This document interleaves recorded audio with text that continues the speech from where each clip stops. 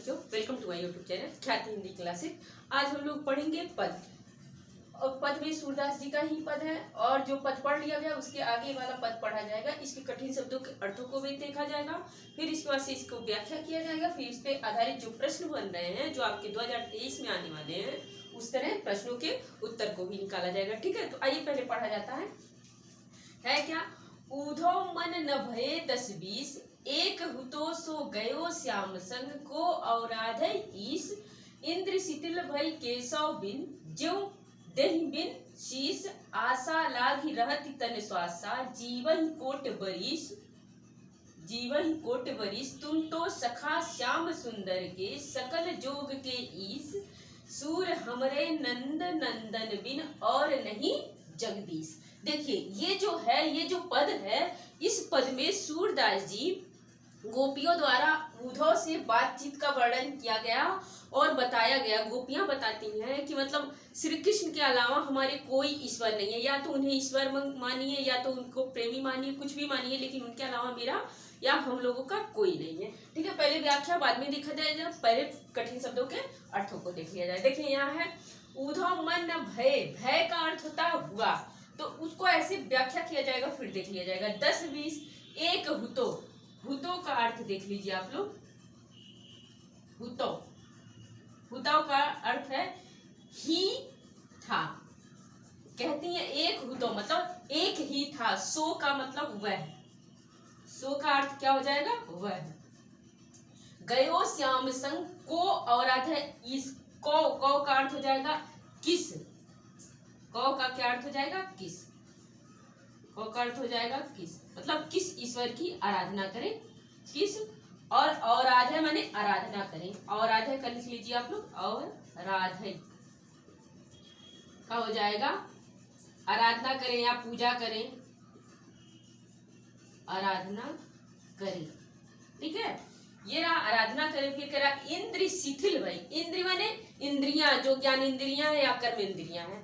ठीक है, कहती है शिथिल, शिथिल का अर्थ लिखिए शिथिल। देखिए छोटा सा हर, शिथिल का अर्थ हो जाएगा कमजोर। क्या अर्थ हो जाएगा कमजोर, कमजोर। शिथिल का अर्थ है इंद्र शिथिल भाई केशव बिन, केशव का हो जाएगा श्री कृष्ण, बिन माने बिन। ज्यों का अर्थ हो जाएगा जैसे, यहाँ पे आप लोग अलंकार देख लीजिए, ज्यों का अर्थ हो जाएगा जैसे। देहि बिन, देहि का अर्थ हो जाएगा शरीर, बिन माने बिना, शीश माने सिर। आशा लागी रहति तन श्वासा, तन का अर्थ हो जाएगा शरीर, शरीर। तन श्वासा, श्वासा माने श्वास। जीवा ही का अर्थ हो जाएगा जिएंगे या हाँ जिएंगे। कोटि का लिख लीजिए, कोटि का यहाँ अर्थ हो जाएगा करोड़ों, करोड़ों। वरिस का हो जाएगा वर्ष तक। तुम तो सखा श्याम सुंदर के, सकल का हो जाएगा सकल, सकल का अर्थ हो जाएगा संपूर्ण, सकल का क्या अर्थ हो जाएगा संपूर्ण। फिर है जोग, जोग का अर्थ आपके हो जाएगा ज्ञान, यहाँ जोग का क्या अर्थ हो जाएगा ज्ञान के। ईश माने ईश्वर। हमरे सूर हमरे नंद नंदन, नंद नंदन का हो जाएगा श्री कृष्ण। बिन और नहीं जगदीश, जगदीश माने ईश्वर है। ठीक है, देखिए ये कठिन शब्द अर्थ है। कहता हुतो का ही था, सो का वह, कौ का किस, और आधे का हो जाएगा आराधना करें। फिर है शिथिल का कमजोर, ज्यों का जैसे, तन का शरीर, सकल का संपूर्ण, कोटि का करोड़ों, और जोग का ज्ञान। ये है कठिन शब्द का अर्थ, देख लीजिए आप लोग। ठीक है, अब आइए व्याख्या किया जाता है। कहते हैं श्री मतलब वो जो सूरदास जी हैं, वो सूरदास जी गोपियों के माध्यम से कहना चाह रहे हैं कि श्री कृष्ण के अलावा वो सूरदास के पास ही या सूरदास जी के पास ही श्री कृष्ण के अलावा कोई ईश्वर नहीं है जिसकी वो आराधना करे, क्योंकि वो सगुण भक्ति में श्री कृष्ण को ही चुने थे। और वो अपनी बातों को गोपियों के माध्यम से कहलवा रहे हैं कि हे, जैसे उद्धव श्री कृष्ण के मित्र यहाँ गोकुल आए हैं, मतलब अपनी ज्ञान की बात बताने के लिए, तो कहती हैं वो लोग कि हे उद्धव मन न भय 10-20, कहती है हे उद्धव मन तो एक होता है, 10-20 नहीं होता है। और कहती है जो मेरा या हम लोगों का जो एक मन था, अब देखिए कहती है एक हुतो, मतलब मन 10-20 नहीं होता, होता कितना है एक। और कहती एक ही था, सो माने वह, गयो माने चला गया है, श्याम संग मतलब श्री कृष्ण के साथ, कौ औराध है इस, यहाँ ये वाली पंक्ति जोड़ने के लिए यहाँ आप लोग लिखेंगे इसलिए किस, इस को यहाँ लाएंगे, ईश्वर की आराधना करें। कहती हैं हे उद्धव मन 10-20 नहीं है, एक ही होता है या एक ही था, वह श्याम के साथ चला गया है, इसलिए किस ईश्वर की, इसका यहाँ लाएंगे किस ईश्वर की आराधना माने आराधना करें, उनके बिना, या ऐसे लीजिए आराधना करें।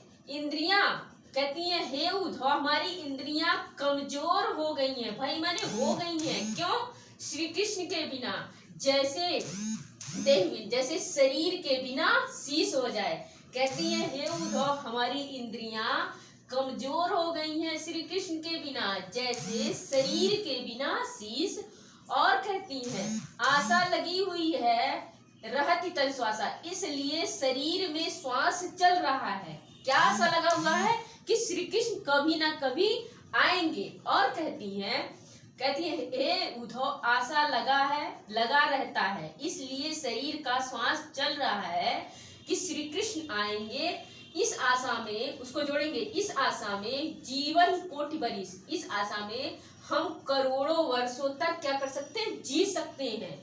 और कहती है हे उद्धव तुम तो श्री सखा माने मित्र, तुम तो मित्र हो, श्याम सुंदर माने श्री कृष्ण के संपूर्ण ज्ञान के ईश्वर हो, परंतु चौथी लाइन जोड़ने के लिए कहती है परंतु, सूरदास जी कहते हैं परंतु हमारे मतलब हम लोग, गोपियां कहती है हम लोगों के लिए नंद नंदन मतलब श्री कृष्ण के बिना और नहीं जगदीश मतलब और कोई ईश्वर नहीं है।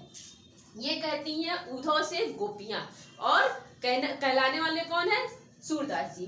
अब देखिए इसका सार समझ लीजिए, सूरदास जी कहते हैं गोपियां उद्धव से कहती हैं कि हे उद्धव मन 10-20 नहीं होता है, मन एक ही होता है, और एक ही था जो श्री कृष्ण के साथ चला गया है। तो कौ आराधे इस, तो किस ईश्वर की हम क्या करें, आराधना करें। हमारी इंद्रियां जो है वो कमजोर हो गई हैं, जैसे शरीर के बिना सिर।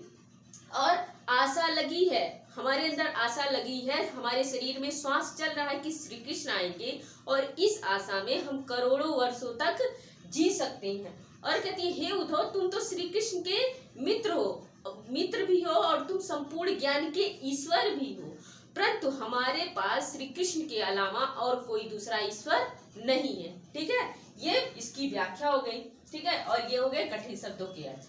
अब आइए इस पे जो प्रश्न बने हैं उसको देखा जाता है।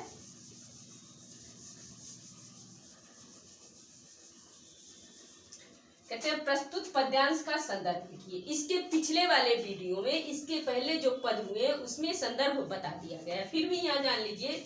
सूरदास जी कहते हैं, सूरदास जी का ये पद है, यहाँ देखिए सूरदास जी जब आ जाएंगे, सूरदास जी ये अपना बता देते हैं कि हमारा ही पद है।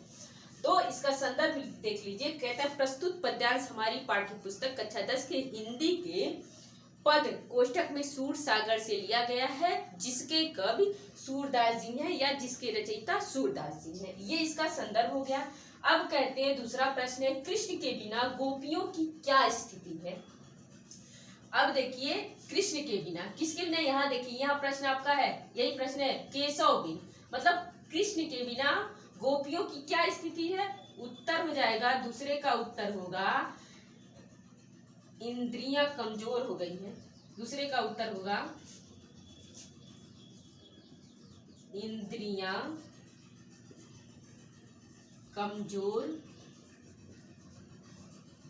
हो गई हैं, जैसे शरीर के बिना शीश, या जैसे बिना शरीर के शीश। अब कहती है ये शिथिल कोटि बरी सकल शब्दों के अर्थ, तो कठिन शब्दों के अर्थ में लिखवा दिए हैं। वैसे भी शिथिल का अर्थ हो जाएगा कमजोर, कोटि बरिस का हो जाएगा करोड़ों वर्षों तक, सकल का अर्थ हो जाएगा संपूर्ण। ठीक है, अब कहता है रेखांकित अंश की व्याख्या कीजिए। आपका परीक्षा में, जब परीक्षा में आएगा तो 2 लाइन या 3 लाइन रेखांकित किया रहेगा। लेकिन आप लोग क्या करिएगा, जहां अर्थ निकले बस वहां स्टॉप करिएगा। ये नहीं है 2 लाइन कह दिया, 2 लाइन में अर्थ नहीं लिख रहा तो वहां छोड़ देंगे। इसीलिए व्याख्या विस्तार पूर्वक समझा दे रहे हैं।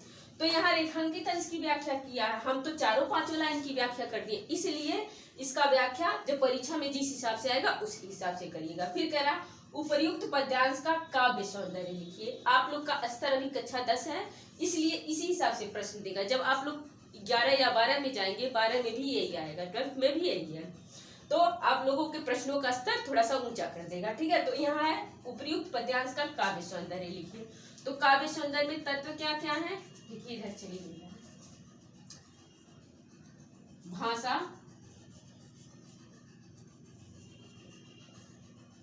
भाषा क्या है, ब्रज भाषा, ब्रज भाषा, शैली, मुक्तक, शैली क्या है, मुक्तक है। उसके बाद से क्या है, रस, रस आपका क्या हो जाएगा, गेय। ठीक है, रस यहाँ हो जाएगा श्रृंगार, रस हो जाएगा श्रृंगार, श्रृंगार रस। छंद आपका हो जाएगा गेय, छंद क्या हो जाएगा, गेय। भाषा, शैली, रस, छंद।